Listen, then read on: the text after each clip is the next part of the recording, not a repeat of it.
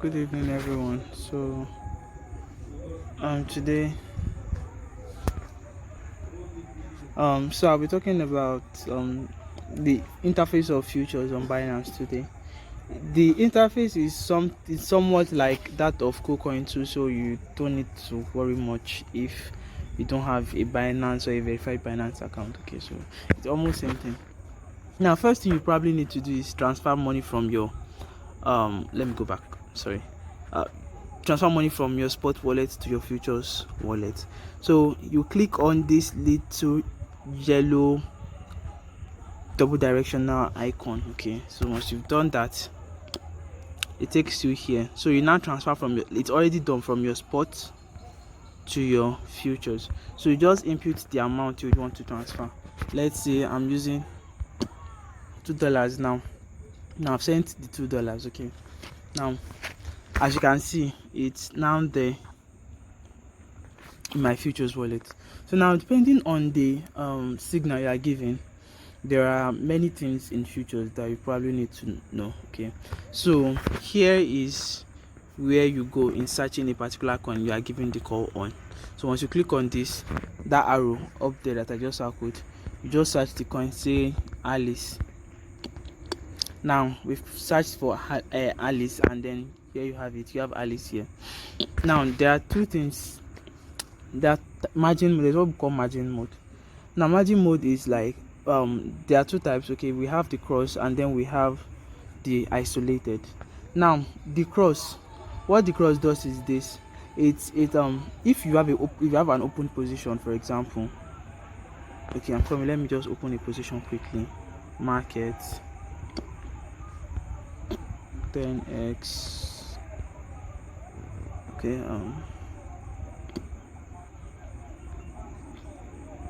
okay, so this is what I'm saying.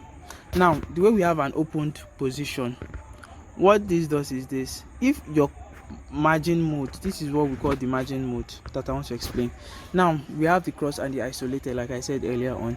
Now what the cross does is this. If you are at a loss, like the way, okay, I'm not more at a loss here, but if I am at a loss in this place, that is, if this place is reading a negative, sure you understand. Now it's the cross helps this position in such a way that it borrows money from my available balance to keep the position open. So even if I am getting close to my liquidation price, it taps money from my balance automatically. It keeps the position open so far I have enough money in my wallet to support that particular position. Okay, so now we also have the isolated margin mode.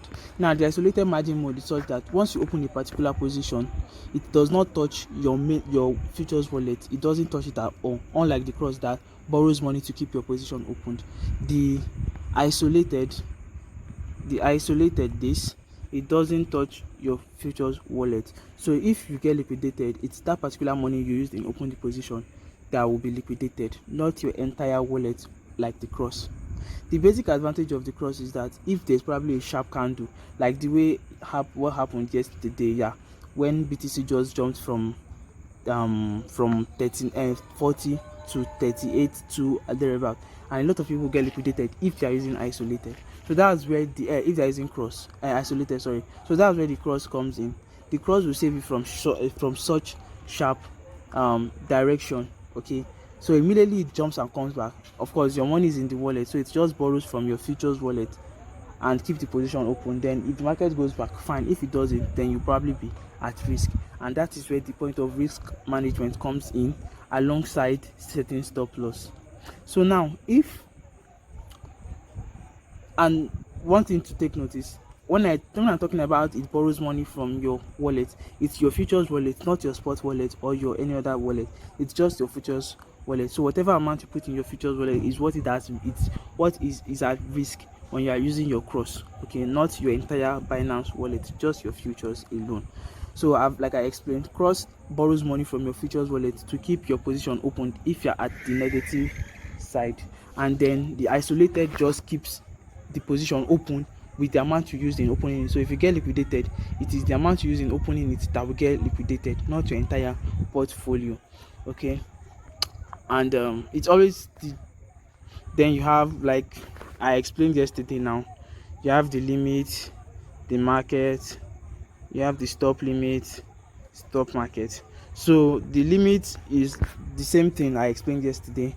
The market is also same thing I explained yesterday. Stop limit equivalent to stop market. Stop market is basically, okay, if the basic explanation for stop market is, if sorry stop market means if you be setting a particular price, that okay, if the market, the price of this coin gets to this particular place, execute the order. If it is buying, if it is selling, execute this order for me. So that's just the basic use of the stop market. People don't use it. What people mostly use is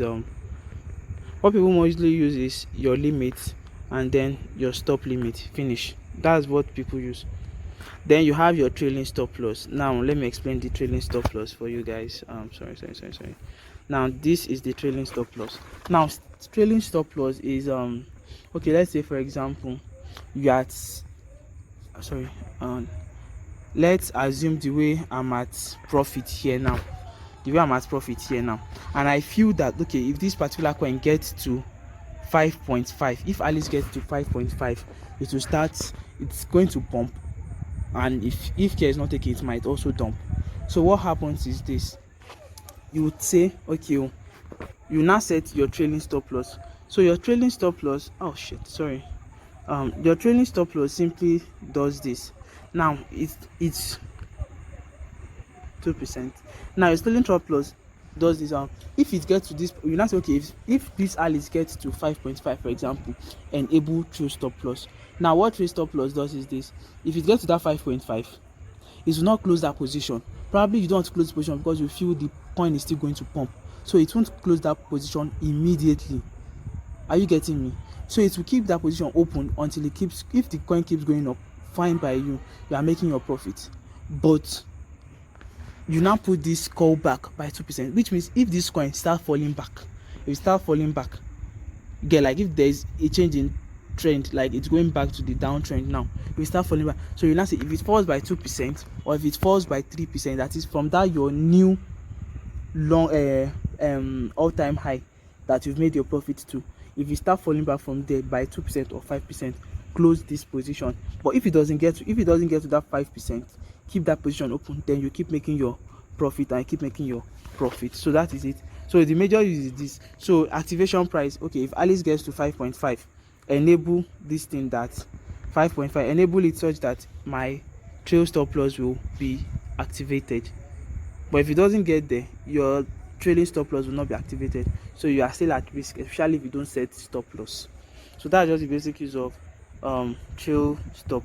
Like it's also said here, allows traders to set a preset order to the market when a market swing takes place. Like I said, a market swing, so if you are on a bullish trend before and then it turns to a bearish trend, which is a market swing, it starts to monitor price, which is the highest and trackers, and so yeah, it starts to monitor the coin. So if there is a drop by 5%, it closes your position for you. But if the coin doesn't drop to that extent, of course you are still safe, you are still making your money. So that's just the basic use of the trailing stop loss. So that's just the basic use of the trailing stop loss. So we are done with the types of order for the futures. And if you are selling too, same. Okay, now I'll be talking about the short. Now when I say open short is a term that is used when you are referring to say you know that this coin is going to dump now, probably it's going to have a dip since it has hit a particular resistance after a particular pump. Sure, you understand? So from that particular pump, you feel this thing will hit this resistance and it start coming down, so we short. Now what short does is this: you are now, futures is basically you are making a bargain, because now you don't own the coin per se. You are just predicting that okay, this coin will pump or this coin will dump. That's the point of futures, like the name implies, futures. You are predicting that this thing is what's going to happen later in the future. So that's just the basic definition of futures. So now when you long, Longing is equivalent to your spot when you say you buy. That is, you are predicting that this coin will go up. Sure, you understand? So now, when we talk about short, short is you are saying this coin will go down. So it's the entire opposite of your buy order. So yeah, if you are saying this coin will go down now, if you open short, so if the coin keeps going down, you are making money. But if it changes the trend and start going up, you are at the loss. That's just the basic definition of the short order. Now if it's long too, if it's going up, you are making your money. If it's going down, you are making a loss. Like you see now, I'm making profit because of course I bet that this thing is going long, so I made a long position on this. That's why I am at profit here. So this is just a test practice, a test practice, sorry. So that is it. And let me now give more explanation on how to okay, let me now give a more defined explanation on how to open a position, since I have explained the margin mode for us, and then I have explained types of orders to make. So yeah, here it goes. Let me make another example. Let me use Matic. Let me use Ada, sorry. Now if I am open, let's say I want to enter Ada now. So I am entering Ada at I'm entering Ada at the current market price, that is this current market price. That is what I want to enter. And this place here is used to input the amount of Ada you want to possess. So if you are using 100, which means you are using 100% of your wallet on this, that's why it is 100%. So if you reduce it by 80%, this means you are using 85%, 80% of your wallet, like you see here. So if you are using 50%, that is half of your portfolio, it also reflects here half of your portfolio. So this is what is used to regulate the amount of position you want to open. Now we have this tiny little thing here, called the take profit and the stop loss. So your take profit, basic definition is the way I long Alice here now. So the take profit is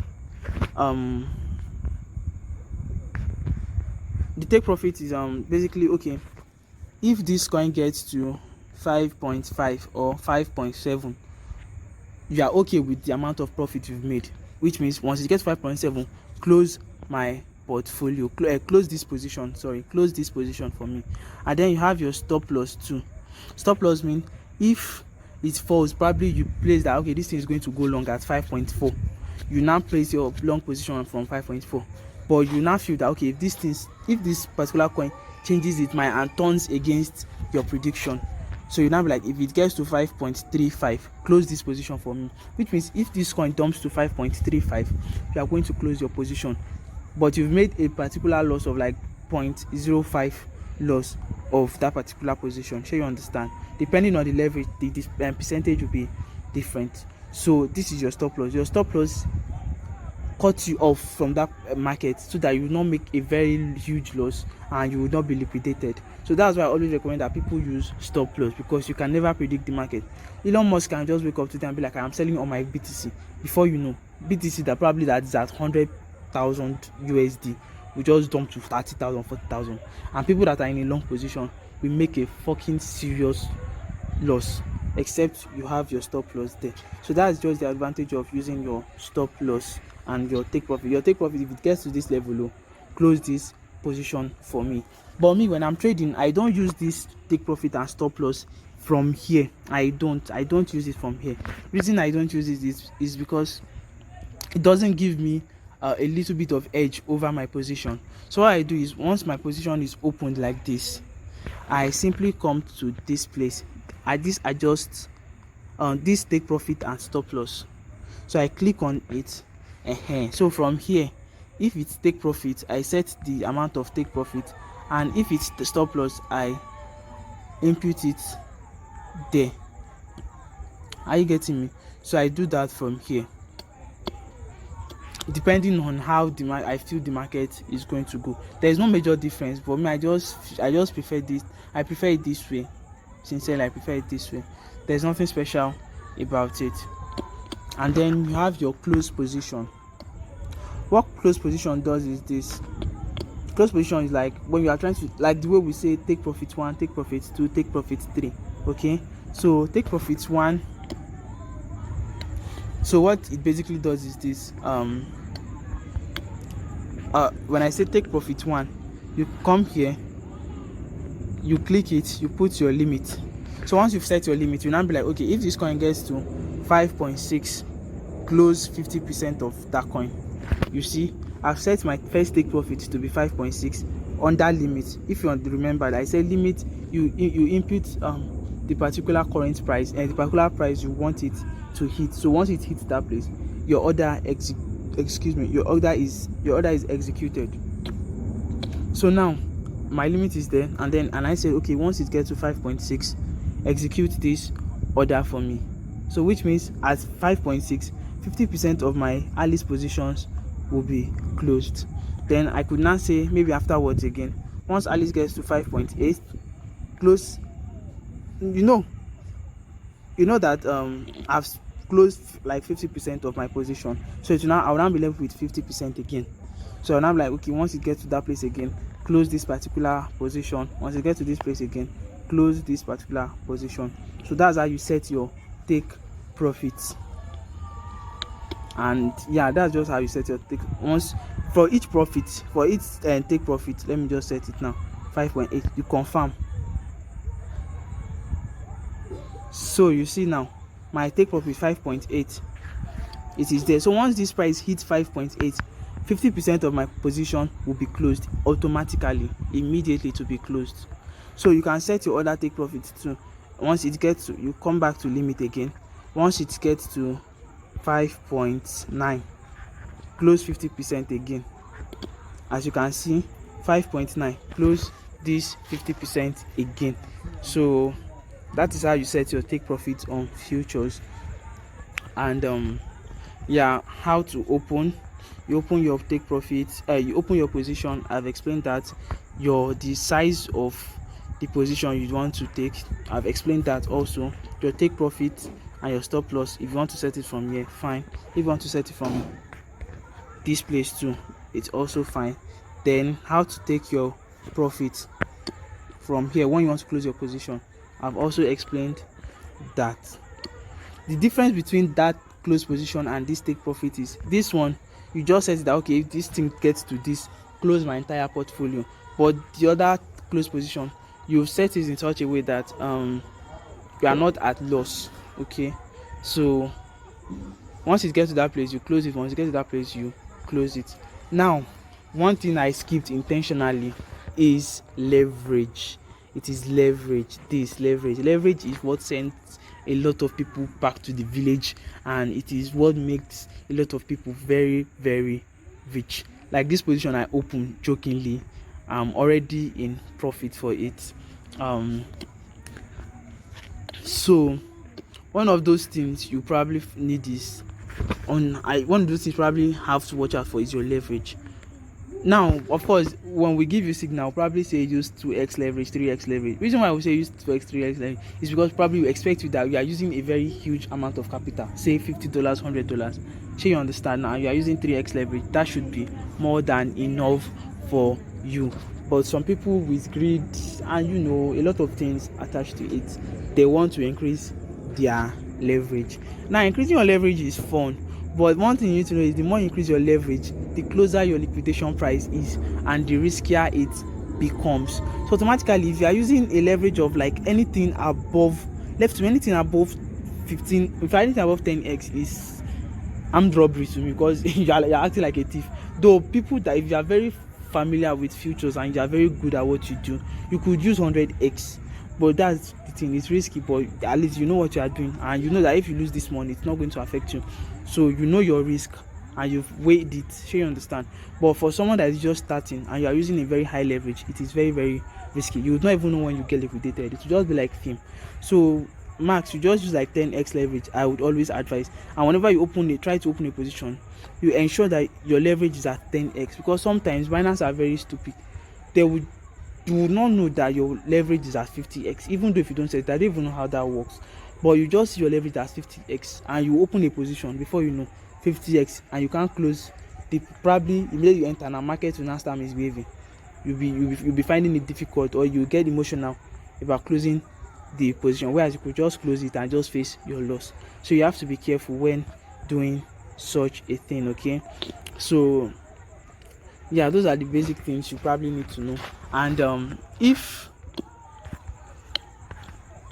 you are good at trading also, you could just come to, if you just click on this place, you could check your candlesticks and your trend to see where the trend is going. From here you could see where the trend is going. As you can see, we are somewhat in a downtrend, so you could go from there. And even if it's from here you'd want to long your positions, your long position, or your close your sell position, you could do that from here. So immediately to direct you back to this place. So those are the basic explanation for futures trading. Now when I say futures trading, please mind you are using USD-M, not coin M. The major difference between USD-M and coin M, though they are both futures, is that USD-M, your profit is in dollars, that is USDT. Now coin M, but difference is that in coin M, if you long, for example, if you long ADA now, instead of your profit to be in USDT, your profit will be in ADA, not in USDT. So your profit in coin M will be in the particular coin you are using in longing it. So if you are using BTC to long in coin M, you'll be getting BTC as your profit. And if you are using any coin, whatever it is, you'll be getting your profit in that particular coin. But USD-M, you are getting your profit in USDT. So those are just the basic difference between them. So yeah, thanks for watching, I really appreciate it. And like as usual, if you have anything that you don't understand whatsoever, don't hesitate to just message me. I'm always online. So yeah, that's just it. And if you feel you still don't get it, please just message me, we'll just talk, probably in the DM. And if you feel it in the group also, we'll just talk it out. Yeah, I'm there.